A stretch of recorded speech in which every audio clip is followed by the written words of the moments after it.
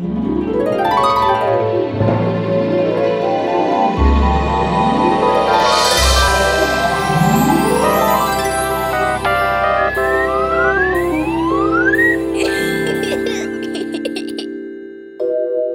мектеп.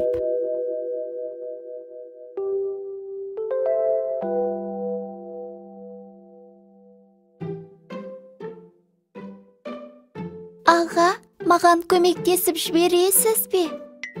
Қане, көрейік. Мына тапсырманы қалай орындаймын?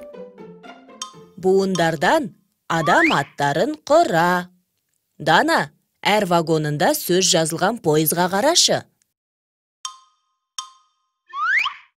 Бас әріптен басталған буынды көріп тұрсың ба? Иә, ай. Енді қалған вагондардағы буындардың әр қайсысын осы буынмен қосып оқысаң, адамның аттары шығады. Ай бар. Айдар. Айдос. Айдын. Айқын.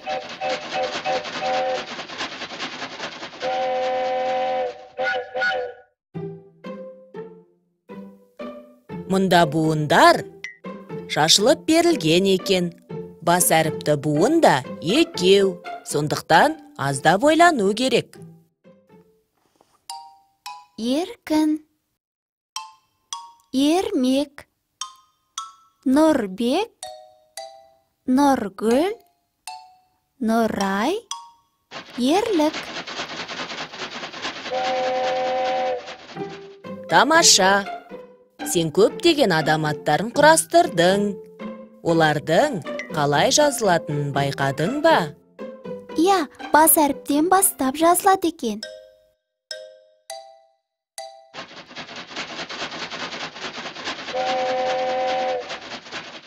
Аға, мен осындай бір пойызға мініп, бүкіл Қазақстанды аралағым келеді. Несі бар? Мінсек мінейік. Қане, қайда барғың келеді?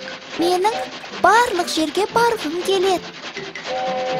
Дана, картадан не байқадың? Картадағы Атырау, Жезқазған, Өскемен, Шымкент және тағы басқа қала аттары бас әріптен басталыпты. Иә, дұрыс байқадың. Барлық жер су аттары әрқашан бас әріптен бастап жазылады.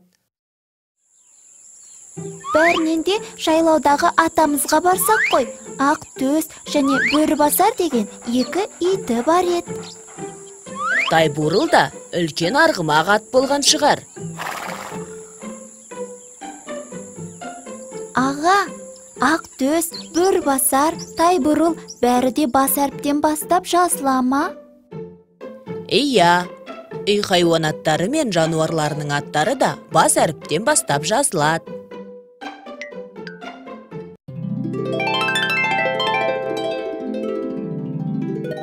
Қайталайық.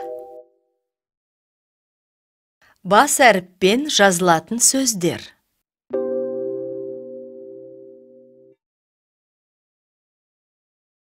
Кісінің аты жөні бас әріптен басталып жазылады. Мысалы, Ермек, Ерлік, Нұргүл, Нұрай. Жер су аттары бас әріптен басталып жазылады. Мысалы, Алматы, Тараз, Ақтау,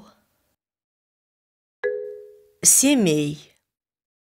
Үй хайуанаттар мен жануарлардың аттары да бас әріптен басталып жазылады. Мысалы, Ақтөс, Бөрібасар, Тайбурыл.